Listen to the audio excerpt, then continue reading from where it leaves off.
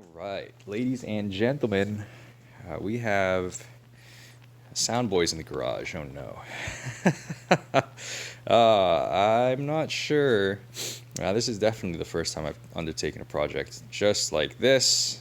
But as you can see, we have a snowblower pretty much disassembled here. That's a 1969 Ariens Snow-Thro. And oh man, this thing kicks booty, man. Let me tell you, first time I used it, it was a charm. It was so great.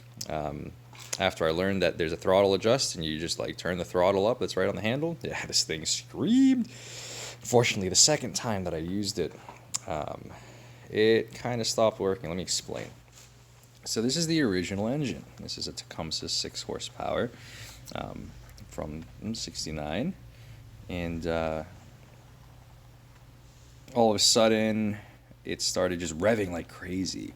I was like, whoa, that's cool. Finally, this thing's... I was having all sorts of problems running it the last time I used it. I had to adjust the carburetor to get it just to run and all this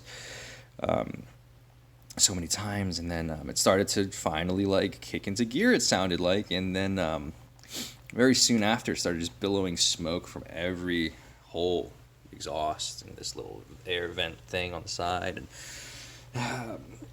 so I started taking the thing apart and noticed the crack there in the side that might be able to be fixed with some JB Weld high heat stuff from the inside and out. But so this is the end. This is the original Tecumseh engine taken apart. Yeah. And we'll walk over here to all of the various parts and doohickeys that I'm taking off this thing. And there's the piston. There's the original piston. And as you can see, the connecting rod on the piston just, yeah, kind of just obliterated. There's half of where it actually connects to the crankshaft. And as you can see, the piston shaft itself it's just wrecked. It completely let go and knocked into the side of that engine, wall cracked it, thing seized up. And to tell you the truth, it's probably worth salvaging this engine and rebuilding. But really what ended up, I think, happened was, so this little gear here, this is the front wall of the engine. You take this off, this is where most of the oil sits. You know, you have the spout here to fill the oil, and it goes in here, sits at the bottom, and you know there's the oil level thing. Check if you have enough oil, but a little plastic gear in here. What that does is when it spins on the back of it, I don't know if you can see, but there's like a little piece that's hanging down, and there's supposed to be a little plastic piece attached to that has these two little metal weights. So when this spins fast enough, it actually pushes that little plastic plunger back and forces this to kick back, which in turn throws the throttle back so that this thing doesn't over throttle itself. It's the governor gears. This is the governor of the engine. So when I took the thing apart, I saw these little pieces floating around in the bottom. There's one of them, and the other ones look pretty much identical. As you can see, it's that little plastic piece came from the bottom of the gear, and those are the little counterweights. So when this thing spins, those weights will press up against that little plunger and kick this thing back. Now, it looks like it broke off inside the engine. So when this thing throttled up, it had no governor, so it just spun.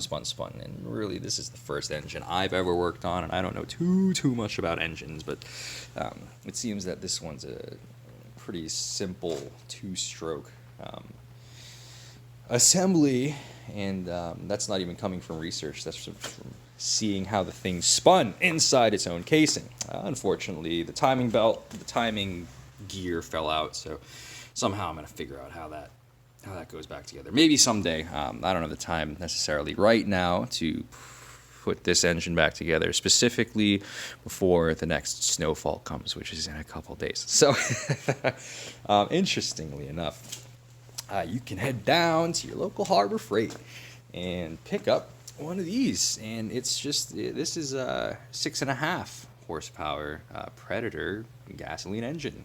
You can get them down at your local Harbor Freight Tools.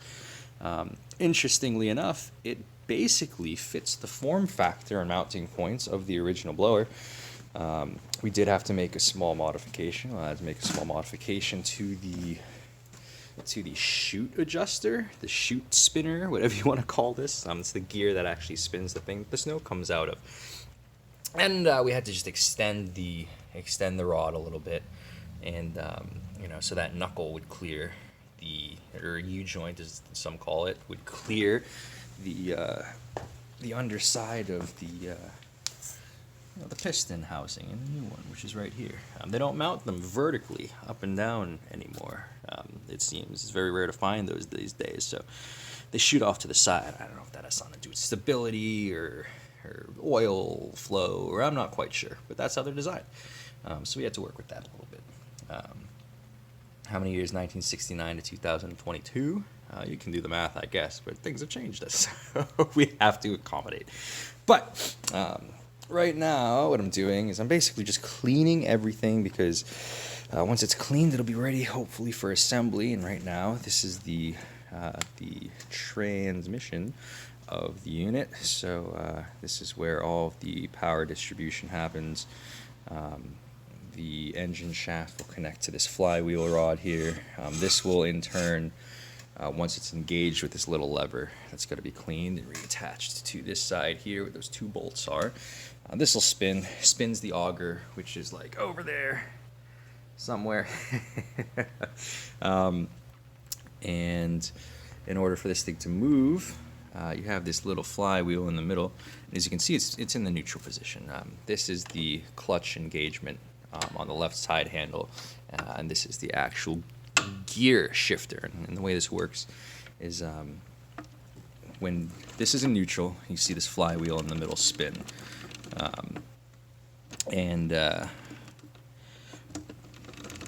Yeah, so this is only because the wheels are turning. This won't actually spin. This is the thing that's constantly spinning, right? So while this is spinning, this isn't actually doing anything.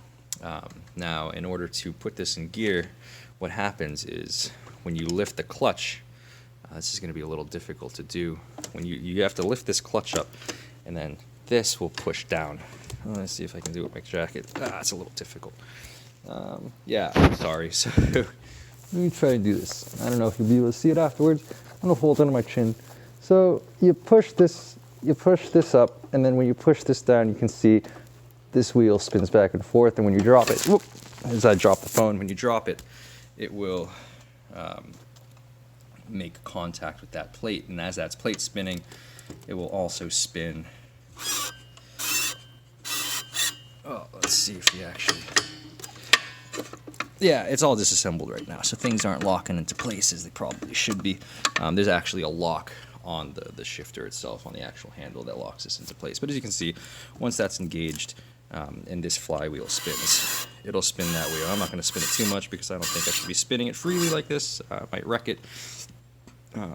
But that's basically how this transmission works. So let me see if I can just...